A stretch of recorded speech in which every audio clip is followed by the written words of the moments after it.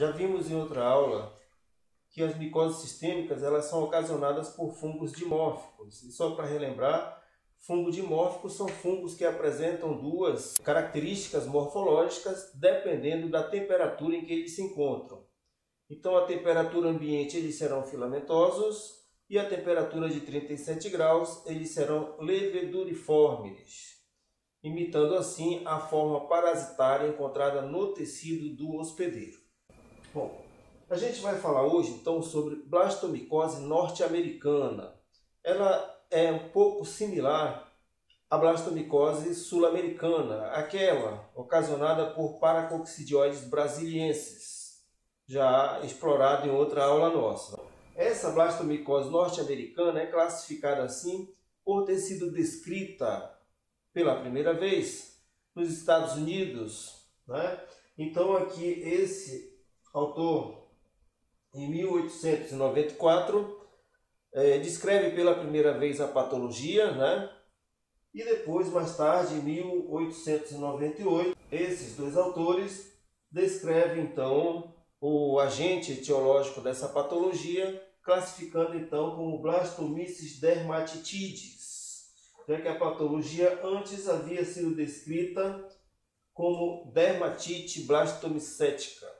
Bom, esse agente ele promove lesões similares às lesões ocasionadas por paracoccidioides brasiliensis. Então não há muita diferença, é um fungo que compromete tecidos internos, algumas vezes o tecido tegumentar também, e assim como a paracoccidioides brasiliensis, ele também consegue atingir o tecido ósseo. A imagem deste dedo que aparece aqui com um corte, uma lesão aberta, purulenta, nesse mesmo dedo foi realizado então um raio-x que mostrou comprometimento ósseo no dedo desse paciente. Então é um fungo extremamente invasivo, além de comprometer as partes moles, ele também consegue comprometer o tecido ósseo.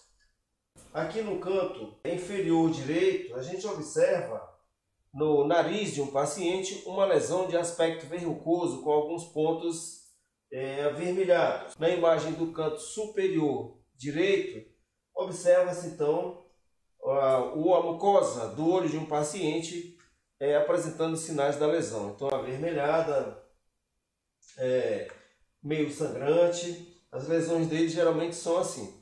E ele compromete qualquer parte do organismo, certo? Por ser sistêmico, ele pode ser encontrado no rim, ele pode ser encontrado no pulmão, ele pode ser encontrado no sistema nervoso central, ele pode também cair na circulação sanguínea, então é um fungo causador de micose sistêmica.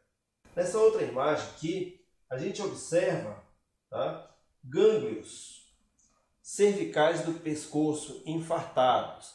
Então, assim como a paracoccidioides brasiliensis também costuma infartar gânglio e se multiplicar nesse tecido, o Blastomyces dermatitidis também tem essa característica, ou seja, clinicamente falando, eles são muito parecidos. Aqui uma outra lesão com erupção da mucosa da boca, que é característico também tanto nesse fungo quanto no paracoccidioides brasiliensis. Os espécimes clínicos que a gente pode utilizar para a realização do diagnóstico dessa patologia são material respiratório, exudado purulento, biópsia de qualquer tecido, é o material que a gente pode receber então para fazer o diagnóstico dessa patologia. Assim como em qualquer patologia ocasionada por fungo, quando o material retirado para exame se tratar de biópsia, nós precisamos sempre alertar que esse material ele deve chegar ao laboratório em soro fisiológico, para que a gente não perca o agente, para que fique viável esse material para se realizar a cultura, além dos exames microscópicos que são feitos. Pode ser realizado exame a fresco, pode ser o histológico, enfim. Tem várias formas de se observar o fungo no tecido. Então, o diagnóstico laboratorial pode ser por exame direto, onde você expõe o material a uma solução de KOH, né, de hidróxido de potássio, 10 ou 20%.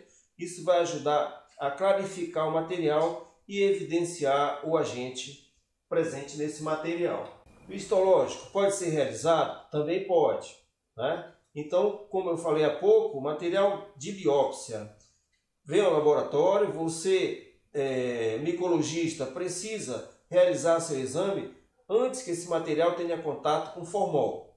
Mas é necessário estar atento que, se existe um exame anatomopatológico dessa peça que você recebe, então você precisa encaminhá-lo imediatamente após a retirada do seu material para seus exames, precisa encaminhar esse material para o setor de anatomopatologia, para que seja adicionado a esse material uma certa quantidade de formol que irá então conservar a arquitetura do tecido, que geralmente associado à pesquisa de fungo, o médico também solicita pesquisa de células neoplásicas, né, para diagnóstico de câncer. Podemos realizar cultura para identificação do agente, podemos também, como? Da mesma forma que nós fazemos para o Paracoccidioides brasiliensis. Esse material então é semeado no H-Saborô, existem outros meios também aí no mercado, mas o Saborô funciona muito bem e é mais barato. Então, vale a pena utilizar o H-Saborô em temperatura ambiente ou a temperatura de 37 graus. A temperatura ambiente, o fungo vai exibir a sua característica filamentosa, aquela forma de bolor que a gente conhece, e a 37 ele vai então fazer colônias leveduriformes. É importante para a nutrição do fungo, para que ele cresça até mais rápido, que a gente acrescente sangue nesse H-Saborô. Então, fica um H-sangue com base de H-Saborô, para que seja então submetido à temperatura de 37 graus e o fungo consiga formar colônias. Na realização da cultura do Blastomyces dermatitidis, a temperatura ambiente, quando formam as colônias, o que a gente vai observar são colônias filamentosas de micélio curto, de aspecto algodonoso e o verso incolor. Essa é a característica macroscópica da colônia do agente. Se ela for submetida à temperatura de 37 graus, então você terá, ao final do tempo de cultivo, uma colônia de aspecto leveduriforme. Então, veja que o fungo apresenta as duas características, dependendo da temperatura em que ele se encontra. Exame sorológico também pode ser feito? Pode.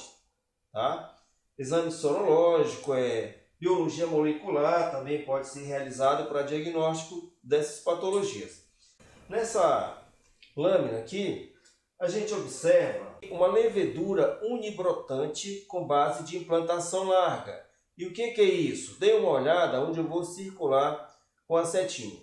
Então aqui, ó, nós temos a célula mãe e esse broto que aparece aqui para a direita será a célula filha. Então vejam que uma está implantada na outra. É para isso que a gente chama de base de implantação larga.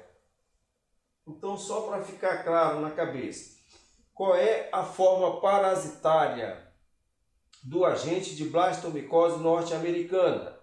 Será levedura unibrotante com base de implantação larga. Essa é a forma parasitária, é a forma tecidual, a forma que nós encontramos no hospedeiro. Em cultura ou no ambiente, em cultura a 25 graus ou no ambiente, o que eu vou encontrar de microscopia são hifas, septadas, hialinas e microconídeos. Algumas vezes, artroconídeos também. Então, tanto o microconídeo como o artroconídeo, ou até a leureoconídeo, que também pode ser encontrado, eles são chamados de formas infectantes desse agente. Então, o que vem a ser a forma infectante? É a forma que você adquire, né? Por inalação, por implantação via trauma, enfim. Você adquire essa forma no ambiente, tá? No seu organismo, o fungo vai desenvolver a forma parasitária, que na blastomicose norte-americana é isso aqui que a gente observa. Essa célula-mãe com um broto implantado na célula-mãe. Então, levedura unibrotante com base de implantação larga. Assim deve ser descrito. Aqui nessa foto, nós observamos a característica macroscópica da cultura, que eu falei agora há pouco para vocês. Então vejam que ela apresenta mesmo uma cor branca, tem um micélio curto e de aspecto algodonoso. O verso da colônia vai ser incolor. Nessa outra lâmina que a gente observa aqui, dá para enxergar que se trata de hifas septadas e vários microconídeos, tá? O que são microconídeos? São essas bolinhas aderidas às hifas ou em curtos conidióforos, que são simples nessa espécie, né? Então, Blastomyces dermatitides, na microscopia de cultura à temperatura ambiente, ele vai apresentar microconídeos aderidos ao conidióforo simples, que por sua vez está aderido à hifa septada hialina. Então, sobre blastomicose norte-americana, é isso que tem para se falar dela, tá? Uma aula até curta, mas as informações importantes para você fazer a caracterização do agente estão aqui presentes, ok? Então, muito obrigado. Se inscreva no canal para assistir outras aulas. Nós estamos preparando uma bateria de aulas para você, envolvendo o tema DTA, que é doenças transmitidas por alimentos. Nessas aulas nós vamos explorar doenças como salmonelose, shigellose, doença de Chagas, amebíase, giardíase, micetismo, que é ocasionado por fungos também, micotoxicose. Então, são umas 14 aulas que a gente está preparando para você, que é bem interessante para o cotidiano de todas as pessoas, sendo profissionais da área de saúde ou pessoas leigas mesmo, que precisam ter essa informação de como lidar e de como cuidar e exigir que seja cuidado de determinados alimentos, ok? Então, obrigado, um abraço a todos.